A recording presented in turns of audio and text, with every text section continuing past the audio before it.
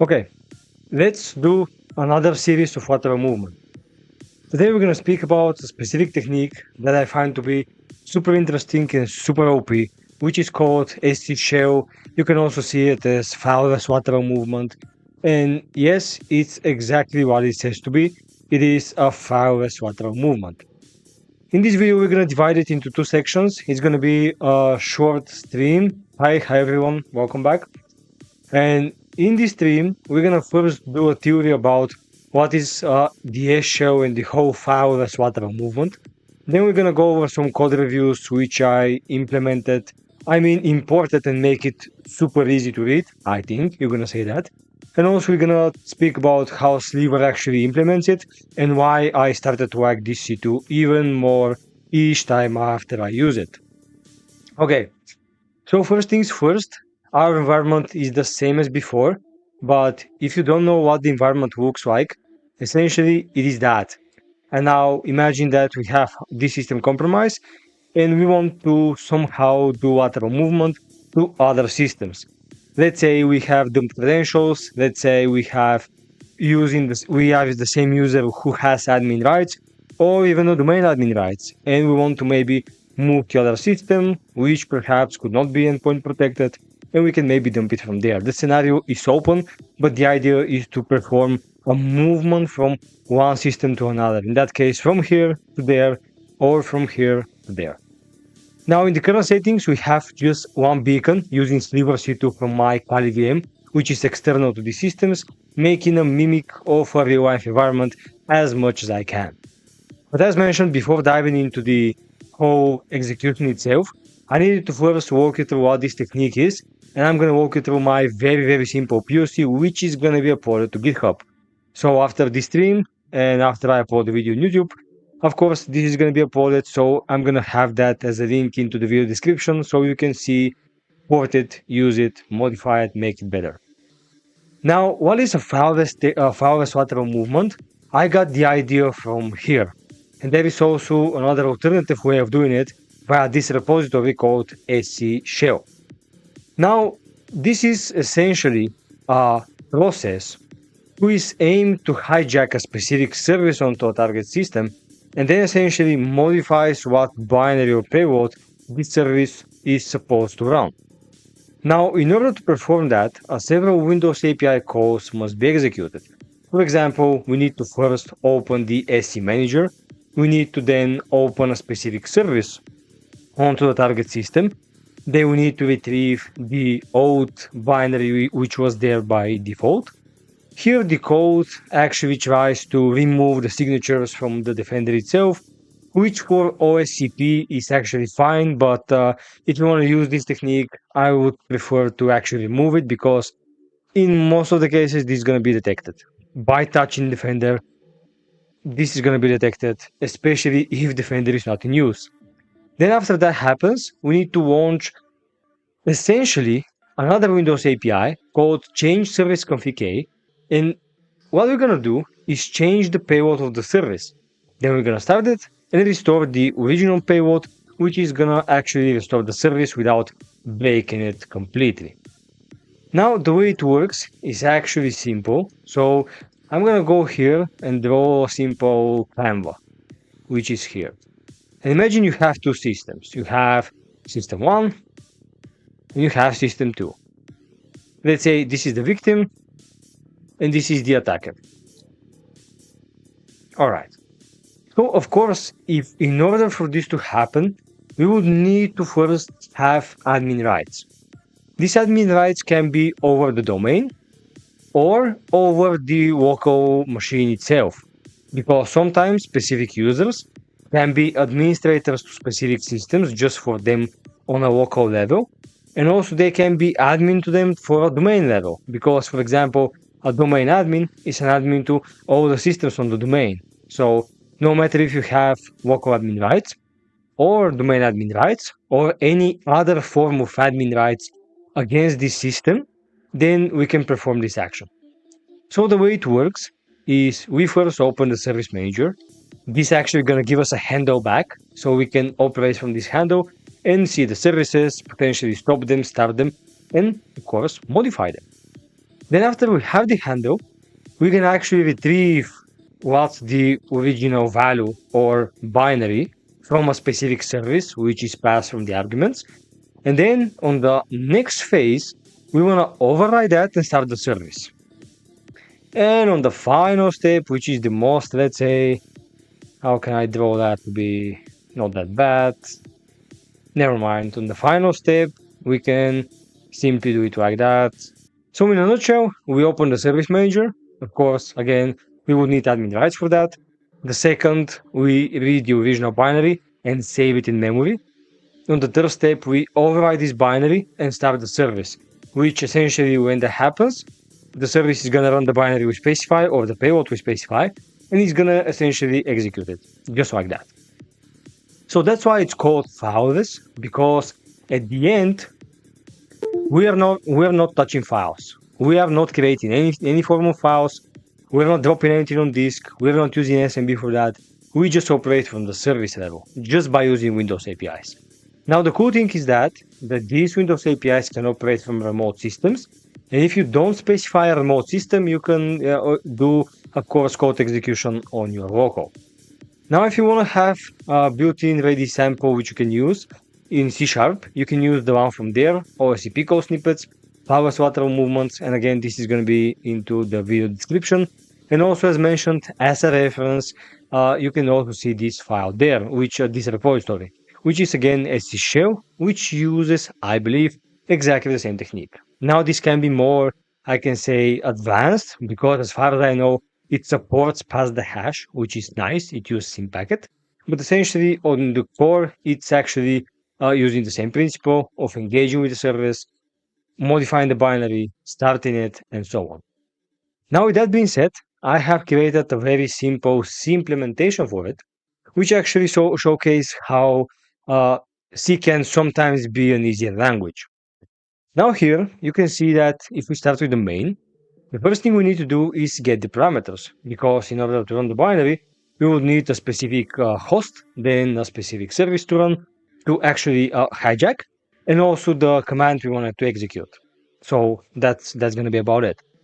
Now, of course, then we pass these variables into variables from the system arguments. And you may ask why I chose LPC str. That's because it's required from the Windows API we want. So here in C, in Visual Studio, if you just mouse over the Windows API, or if you open it from the documentation, let's say if I copy that and paste it there, open it up, you can see the exact things it requires. And in that case, it requires LPC str, and that's why LPC str is the variable type I've chosen here. So that's why they're the same, to not make any confusions, because sometimes types in C might cause some issues which can be hard to debug. So here we have pointers to all the values we specify in the command arguments. And then the first thing we do is open a handle to a service manager of the specific system.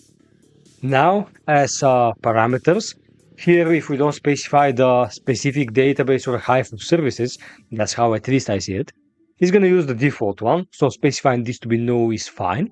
And also we need to specify the access to the SC manager.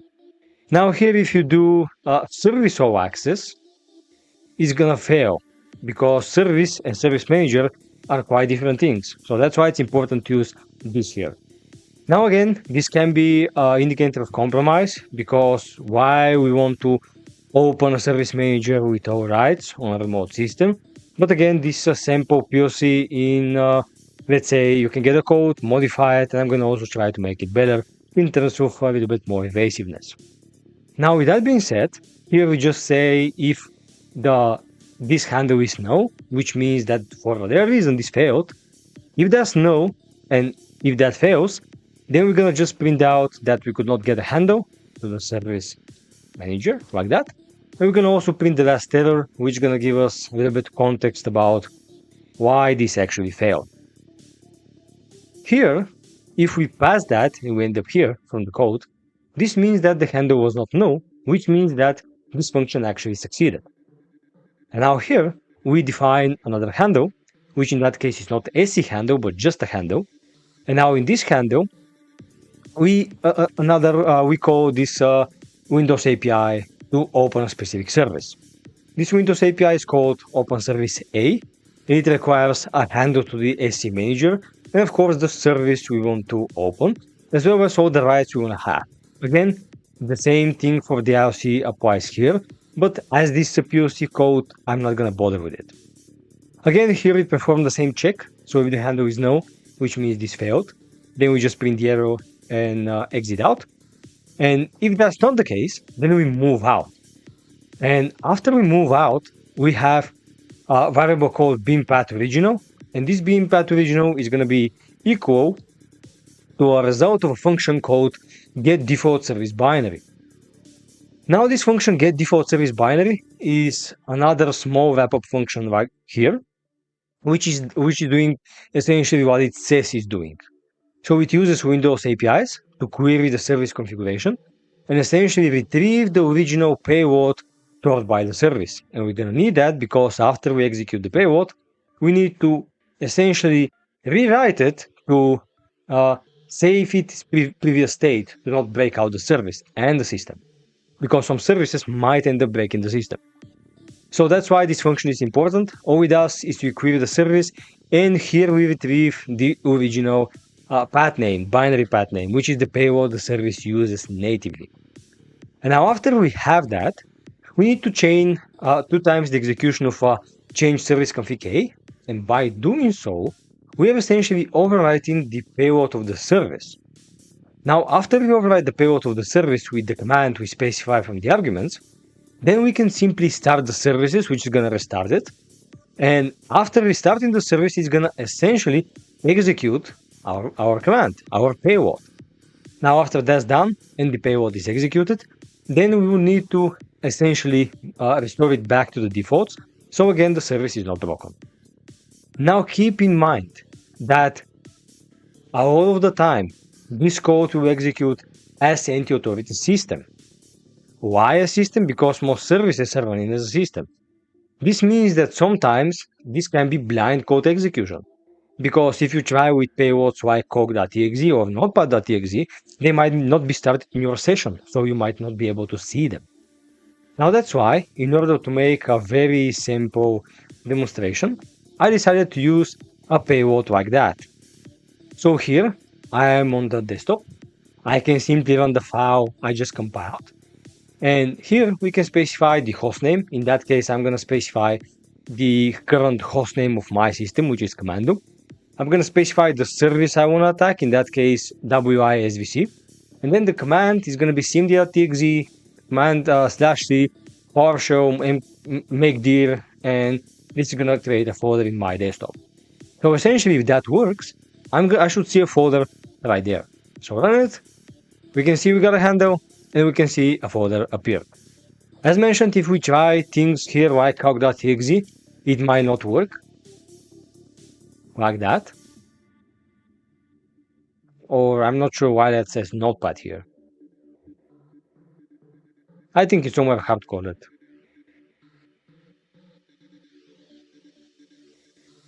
Yeah, as you can see, no output there, which means essentially that for some of the things it's blind, but just by doing things like folder popping up or file creation, we can indeed see that we have some RC and control over the system.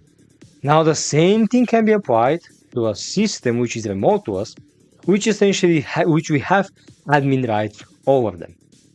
Now to your question, do you get a valid handle if you are not an admin or having the SC manager permission, or it will fail at the moment an open SC manager A?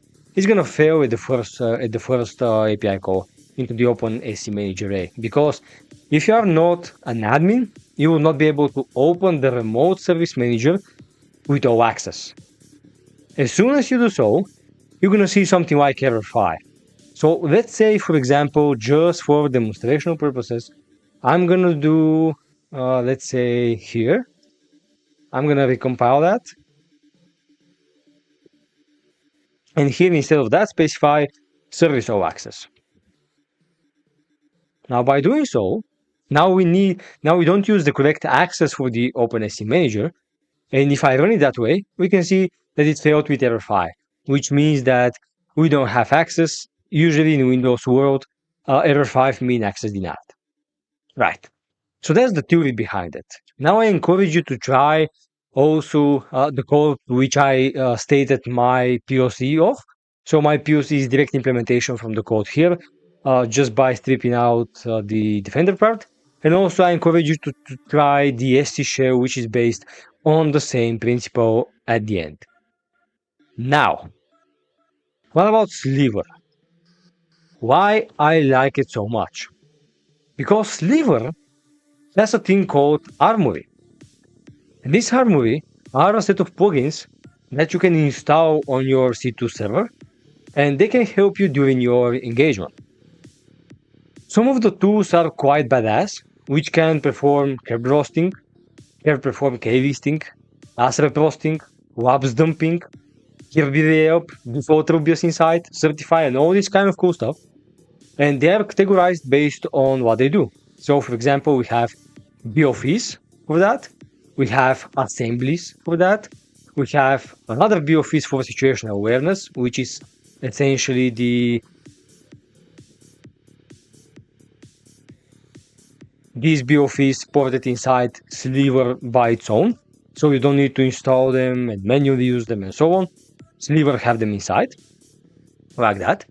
And also, Sliver has its modules, built-in modules, for doing Windows pivot. In other words, a Windows lateral movement. So here, I'm gonna just do new window because sometimes the chat is getting a little bit broken up. We can do it like that, so we get so we can chat, guys. And now Sliver here has these modules, SCShell, the same thing we are speaking of, the remove service move, sorry, my bad. Don't know what that's all about, but we're gonna still yet to discover and do a stream about it, see how it works and import it in our arsenal. We have WinRM, we have WMAexec, and we have also PSexec.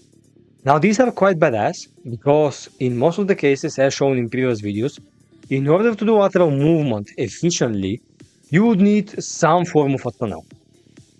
So if, for example, you want to use in packet or NXE or remote desktop or anything else, you would need to do a SOX first from your C2 and then use your tooling from it, which could be unstable, more unstable. But when you have such modules inside the C2, it's badass because first, Sliver uses BOFs for that, which I can state and argue that this is the most effective that we can get. And also, they're inside the C2, so no need for additional tunnels, which can save you traffic and make it more easy and efficient. Now, if we do help SCShell, we can see that it requires essentially the same stuff. We need the target host, we need the service name, and we need the paywall. So here, let's see if my beacons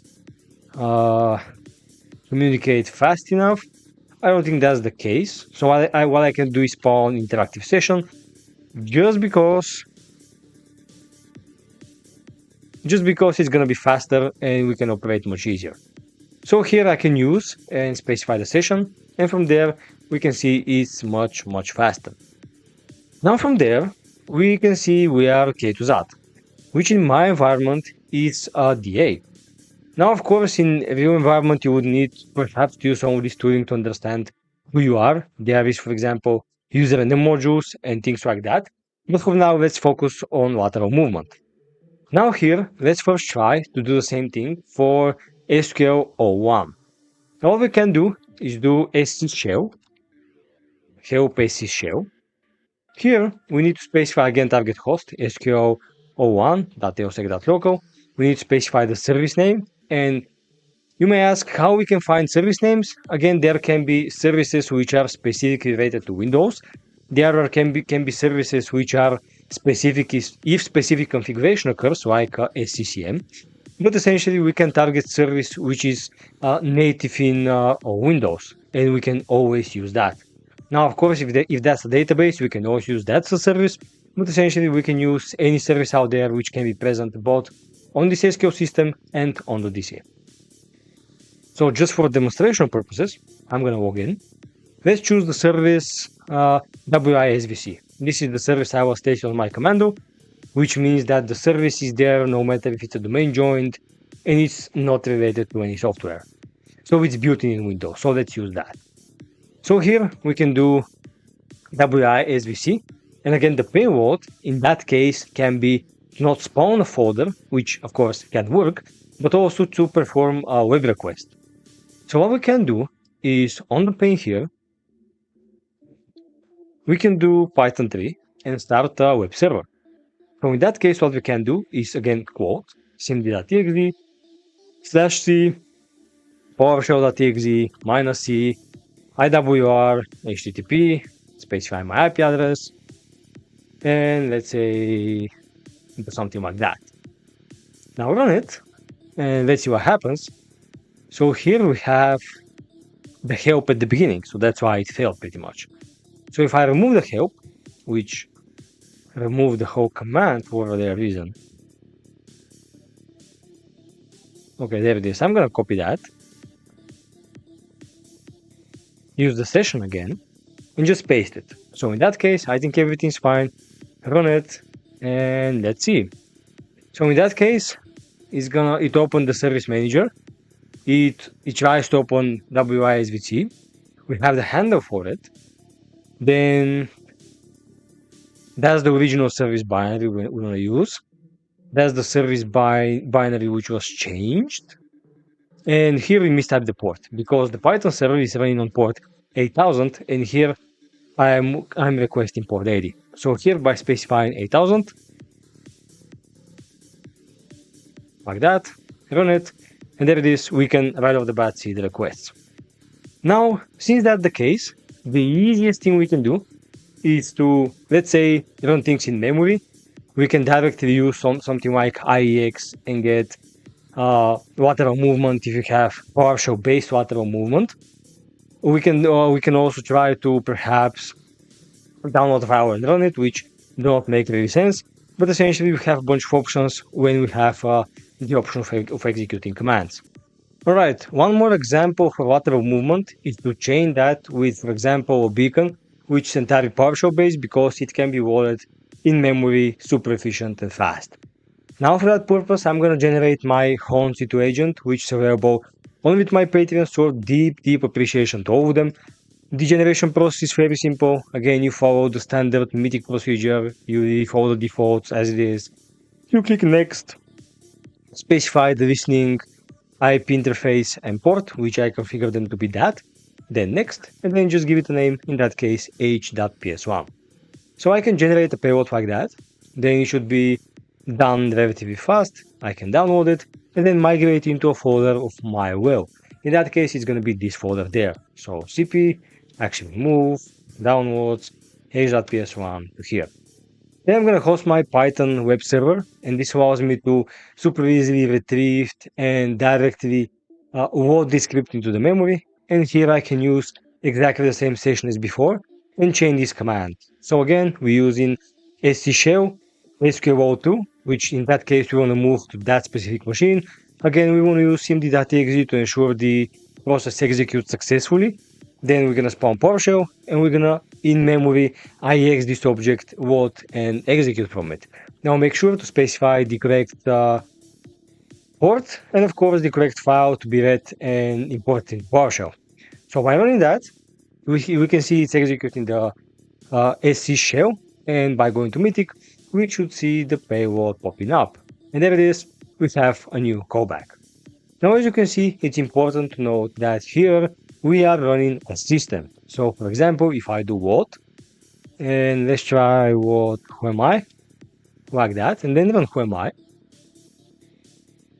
we can see that we have anti-authority system. And that's important because when you're using lateral movement and SCShell, for example, you're gonna always be getting the anti-authority system. So if you are willing to actually save your context and get a lateral movement from a different user and not from anti-authority system, for example, if you are a DA or other privileged user and you want to maintain this context, it's better not to use SCShell because it's gonna always use anti-authority system unless you specify a service which is not based off that anti-authority system user. So if we can find a service which is running for a specific user, then we're gonna hijack the user running that specific service. So this is one of the examples of how we can perform these two run lateral movements. Again, this beacon is now stable, as you can see, its service is restored, and everything is working quite normal. We can again repeat the same step for the domain controller, and again get a new beacon for it. So in that case, DC01. So running that, we should now see a new beacon popping up, new request is there, and there it is, we again have another beacon as the domain controller itself. Now, that was from today's video. There are many ways on how you can achieve lateral movement. As mentioned in the best case scenario, I would want to somehow download a file which is not flagged, let's say a DLL or any other form of file, or perform such in-memory execution like we did with the PowerShell. Now, if the PowerShell is locked or blocked by AVs or EDRs, you can always go for some assemblies in memory. You can always go for, as mentioned, DLL, because DLLs are always the better option when it comes to evasion. And we have plenty of options, but the idea is that using services, we can achieve code execution by storing the command into the service specifics and configuration. So hope this video was useful. Thank you so much for sticking by. Special thanks to all my patrons for making this content possible. And as you already see, I've made a playlist of different videos. So you can go to the playlist, and depends on what you need, you can see the videos there and learn more based on your favorite topic. If you have ideas for videos, for a playlist, or something that can be useful, always drop that into the comment, and I'm gonna see you in the next one. Bye bye.